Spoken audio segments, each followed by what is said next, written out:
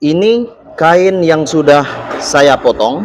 Kemudian ukurannya ini adalah 10 cm, 2,5 cm, 10 cm, 2,5 cm, 10 cm, 2,5 cm, 10 cm, 2,5 cm, 10 cm, 2,5 cm, 10 cm, 2,5 cm, 10 cm, 2,5 cm, 10 cm, dan ini adalah sisanya, kira-kira 6 atau 7 cm. Kemudian potong saja ukuran yang sudah dibuat. Cara pemotongan ini adalah sebagai tanda atau simbol untuk menjahit nanti. Iya, tentunya seperti ini.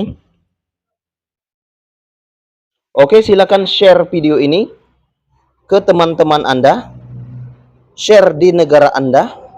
Semoga bermanfaat. Iya, seperti ini. Kemudian ini adalah tandanya. Ini yang sudah ditanda ya. Bagian 10 cm dan 2,5 cm. 10 cm dan 2,5 cm, begitulah seterusnya.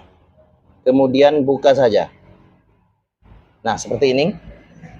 Nah, kemudian setelah buka seperti ini, jahit ke bagian 10 cm, temukan saja seperti ini. Dan temukan saja ke 2 cm, 2,5 cm. Seperti ini ya. Nah, temukan saja dan jahit. Begitu juga dengan bagian kanan.